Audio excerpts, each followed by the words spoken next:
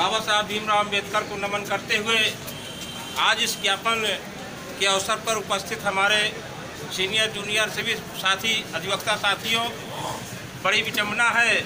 भारत देश जिस विधि के अनुसार चलता है, बाबा साहब ने जो संविधान बना करके देश को दे के गए, उस संविधान को अपमानित करने वाले लोग को सुरक्षा दिया जा रहा है और उसको बचाने वालों को अपमान किया जा रहा है।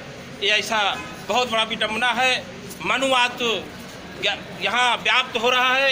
साथियों, आज हम बाबा साहब ने कहा था कि हमारा संविधान अगर पढ़ लिख करके 10 अधिवक्ता हो जाए, 10 डॉक्टर हो जाए, 10 इंजीनियर हो जाए, तो हम अपने देश को आगे बढ़ाने में कहीं भी कोई कसर नहीं रहेगा। आज हमारे बीच में बहुत सारे अधिवक्ता, विद्वान अधिवक्ता हो गए हमारे समाज के लोग। अब हम अपमान नहीं सह सकते, हम अपमानित करने वालों को सबक सिखाने का काम करेंगे। ये संविधान पूरे भारत को चलाता है। भारतीय संविधान ऐसा संविधान है जो भारत में तमाम धर्म के लोग रहते हैं, चाहे हिंदू धर्म हो, चाहे मुस्लिम धर्म हो, चाहे ईसाई धर्म हो, सारे धर्मों को इकट्ठा करके एक लाइन पे लेके चलने का हमारा भारतीय संविधान है। जो भी संविधान का विरोध करेगा, संविधान को जलाने का काम करेगा, उसको अगर हम लोग चेत लेंगे तो उसको हम लोग जलाने का काम करेंगे। हम कहीं से नहीं चेतेंगे, किसी का नहीं पड़ेगा। जय भीम, जय भारत। बहुत बहुत धन्यवाद भाई एसपी प्रधान जी। एक लाइन की बात है कि हम आ भी बढ़ते हैं तो हो जाते हैं बदनाम, वो कत्ल भी करते हैं तो चर्चा नहीं होती। वाह वाह वाह। साथियों, यह भारतीय संविधान की प्रतियां जिस जंतर मंतर पर जलाई गई है, ये मोदी के नाक पर यह जलाया गया है। लेकिन मोदी जैसे इस प्रधानमंत्री को यह पता नहीं है, जब तुम्हारा संविधान जल गया तो तुम्हारे प्रधानमंत्री बनने का कोई मतलब नहीं रह गया। बिना संविधान का यह देश 1 मिनट भी नहीं चल सकता। बिना संविधान का यह कानून 1 मिनट भी नहीं चल सकता।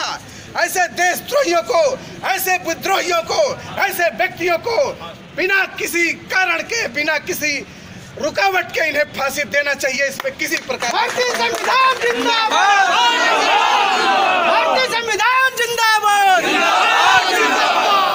यह अपराध साथियों कोई छोटा अपराध नहीं है, देश का अपमान है, मेरे भारतीय संविधान का अपना अपमान है।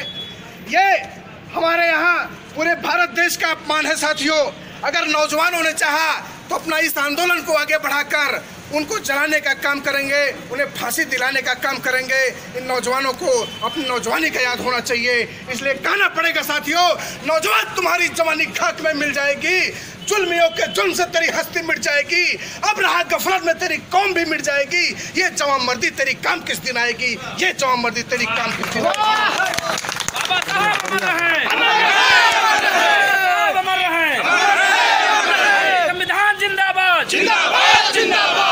शायद इन भ्रष्टाचारियों को ये नहीं पता है कि बाबा साहब डॉक्टर BR अम्बेडकर जैसा विद्वान पूरे विश्व में और कोई नहीं रहा।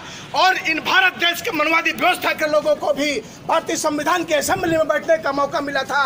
वो भी भारतीय संविधान के सदस्य थे, वो सबको मौका मिला था संविधान बनाने का, लेकिन किसी में इतनी कुवत नहीं थी कैसा संविधान वो बना के दे सकता था। आज जो संविधान है साथियों, वो पूरे देश के हित के लिए है। ये मनवादी व्यवस्था के लोग उसे चलने नहीं देना चाहते।